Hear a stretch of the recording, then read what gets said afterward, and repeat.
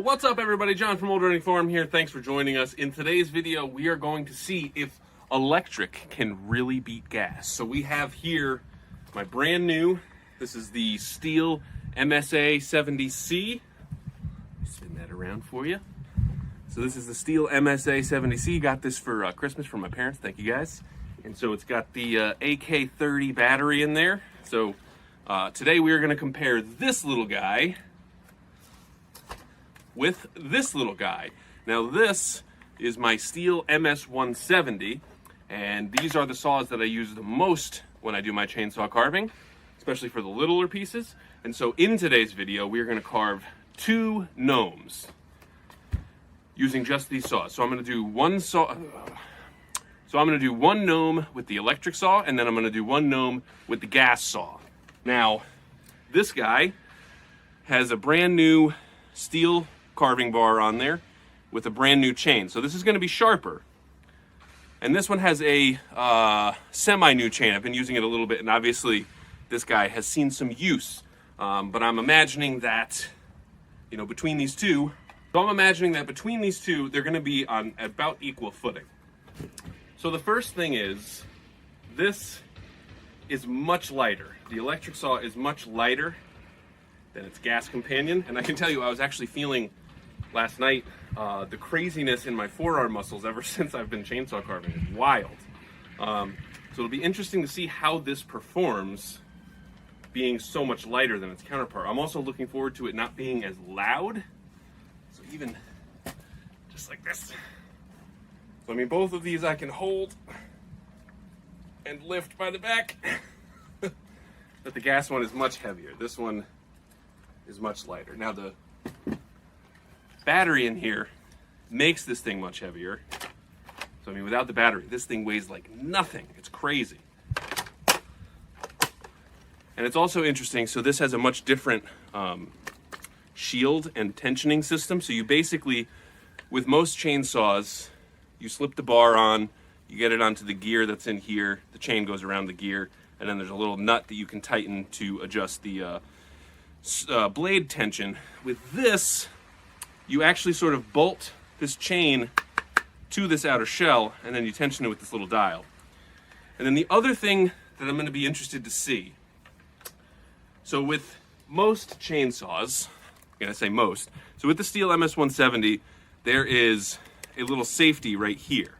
So in order to actually pull the trigger to make the saw go vroom vroom, you have to have your hand over this. And I think they do this to make sure that you have a good grip on the saw, and then you can actually press the trigger.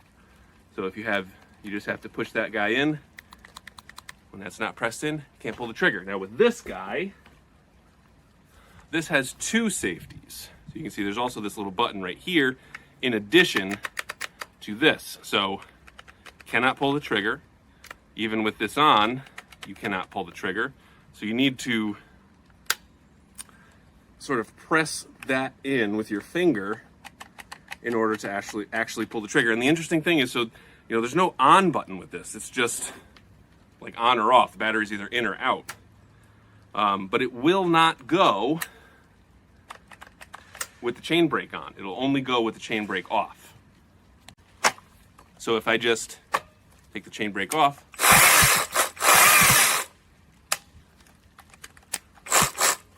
chain brake on, unlike the traditional saw, where if I pull the trigger and pull the throttle with the chain brake on, it'll just fight the brake. So that's going to be interesting to see.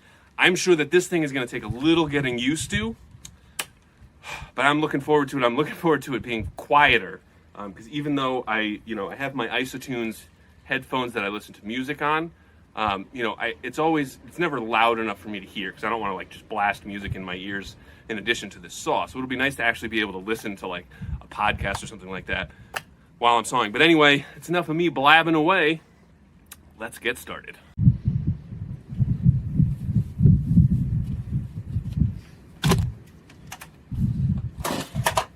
All right. Okay, so with these gnomes, basically I have a pretty simple process for making this happen. So I start at the very top, I get a very flat bottom, and I stick it in my jaw horse to hold it upright, and then I start by cutting the opposite side of where the hat is going to flop, and then to cut the hat flop, I punch through on the opposite side and then cut down. I try to get the same angle to get it to match a little bit. Sometimes you can get it to match really good, sometimes you can't. And then after I do that bore cut there, I then cut a line on the side and then start cutting off some of the angles and then start shaping the hat. Once I shape the hat, I'll go in and cut out the nose. I usually try to put the nose right in the center of the hat. Sometimes that doesn't quite work out, but it is what it is. And then once I get the hat cut, I'll angle out the beard cuts and define where his head sort of ends. Once I do that, I will take him out of the clamp and lay him on his back, where I can then cut like the angle under the nose for the beard. And then usually I flip him over and then I do a relief cut on the back, so that this way, if he is going to crack, he's going to crack on the back side. And hopefully this relieves enough stress in the log that it won't crack in the first place. But you know, wood moves, that's just an element of it. So we do that to just, you know, minimize cracking. On this particular one, I actually forgot and did it at the end. It doesn't really matter when you do it. So after I do that, I take it out of the clamp and then I stand it straight up. I then do 2 diagonal lines to outline where the beard is going to go. And then I do some final cleaning up.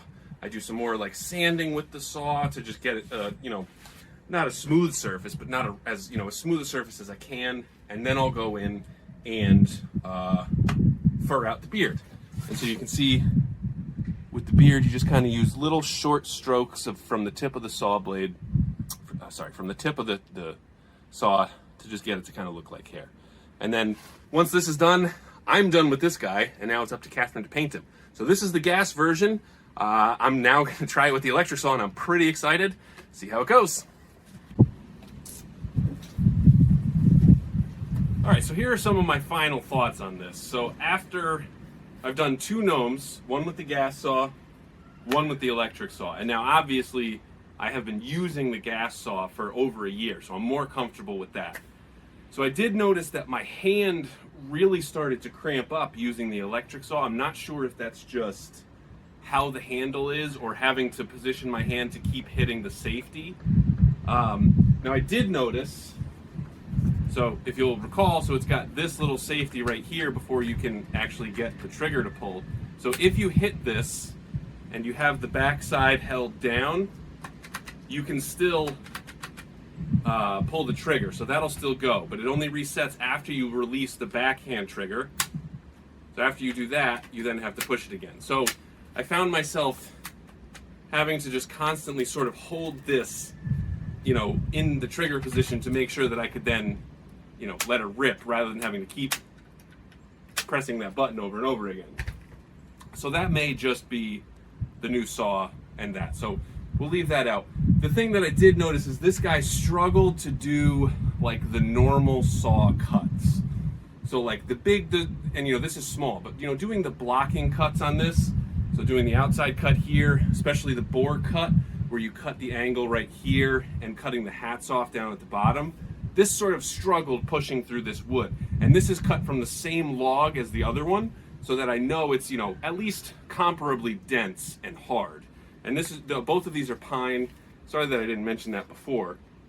Where this saw excelled though, was the beard and even the nose. And granted, this has like a brand new, this is the first wood that this chain has ever seen. So, you know, obviously it's smooth, but doing these little details with this little saw was so much easier. Even cutting out the nose, you know, there's sometimes I need to really get in there to cut to separate the beard from the nose. Doing that on the electric saw was so much easier. There's so much less vibration because there's no, you know, as far as I know, there's not a piston pumping up and down, so there's so much less vibration. I've noticed that with the gas saw, when I'm trying to just sort of get in there a little bit, you know, I'll notice my hand shaking a little bit because it's so heavy and because there's so much vibration in comparison to the electric saw. So that worked really well. I also, so there's 2 ways that I do furring, you know, so it's either using this side of the saw or this side of the saw. So like when I'm doing cuts like this versus like that. So when I'm doing the beard on here, I have a different position on the saw on this side than I do on this side. On this side, I'm using the left side of the bar, so towards my left hand, and just sort of cutting like this. And then when I'm on the right side, I flip it around and I'm using the right side. With the gas-powered saw, I noticed it's a little harder to control for whatever reason. I don't know if it's just change of position or what, but with this guy, it was much easier. So I would say, in terms of overall capability, this saw is not comparable to a gas saw. It's also way more expensive. And for me, you know, luckily I have parents who got it for me for Christmas present. Thanks, guys. For me, I'm also out here in the woods, and I have no electricity out here. So allegedly this has a 45-minute runtime. So that could probably get me 3 gnomes, and I can get that in 1 tank of gas. So, you know, I would have to be somewhere like up at the house where I have constant access to electricity to keep switching out batteries. All that being said, though, this is going to be a tremendous little detail saw.